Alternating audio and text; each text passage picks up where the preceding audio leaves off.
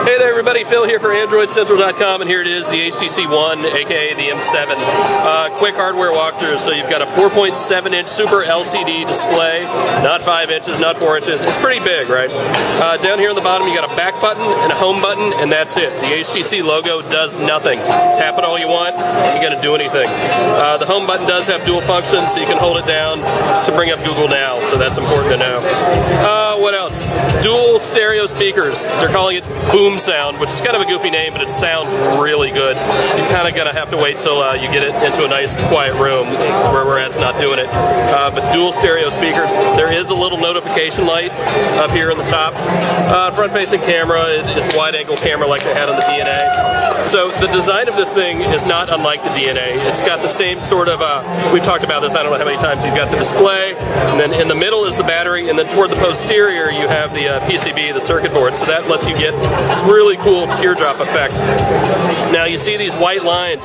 They talked in their presentation today about how this is actually a single piece of aluminum, but they were able to mill out places, and these white lines have something to do with the antennas. It gets kind of technical, but this is actually all one piece of aluminum. I've seen the process they used to do it. It's really, really cool. Hardware are volume buttons on the right. So here's the power button. Now it kind of looks like a normal power button, but it also serves as the infrared port for this HTC TV thing. It's not going to be huge in the US, but overseas it's a bigger deal. It's essentially Peel, right? Software is the other big deal.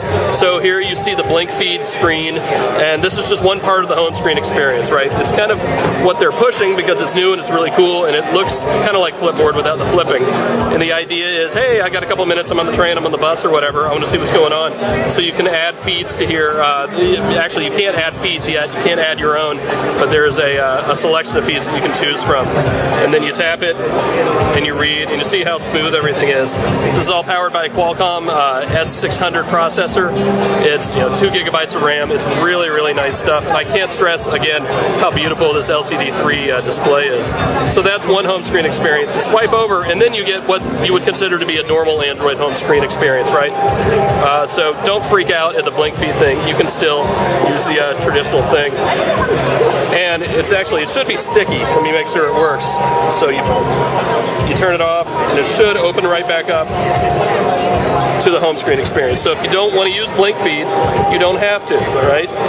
You use the standard home screen, turn it back on, and it goes right to it. So that's cool. The app drawer has been refined a little bit. You see it's only a 3x4 grid.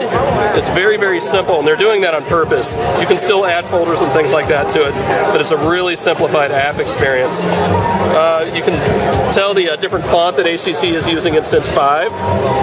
Dive into the settings, and you see the menu experience is kind of the same thing, right? That hasn't changed a whole lot, but they have gone to this offshoot of Roboto. It's a version of the Roboto font.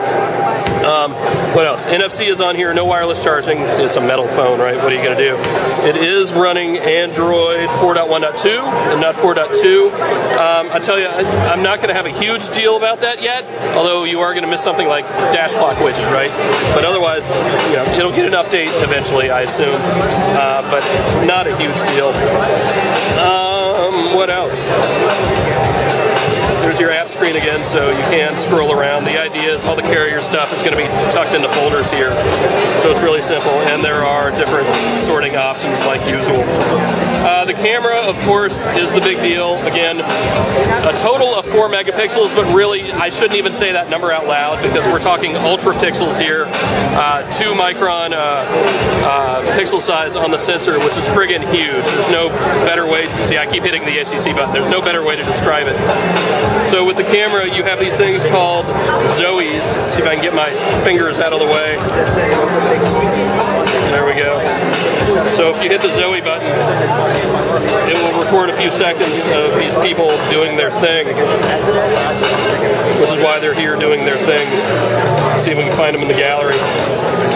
Low light is the other big talking point with this. So here's the gallery app, and we should be able to see people starting to bounce around if anyone's taken one properly.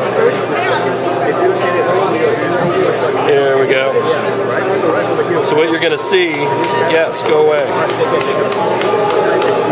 There it is. You you do have these on-screen shortcuts that are really tough to do one-handed. Freeze it, there we go. So now we should be able to see some motion here in a second. There you go. So you get these moving previews that are really, really cool to see. There we go, the Zoe. So it takes a little longer to load than you would think. Open one up, and we should get another preview. There it goes. You are able to share these. There are various ways to share them. You can share them straight through HTC, and HTC is working on new and different ways to do that as well. So really, it's something you're going to want to spend a lot of time with when we have more time with the phone. So for now, that is a very quick walkthrough of the HTC One, of the M7. Oh, you know what we didn't look at?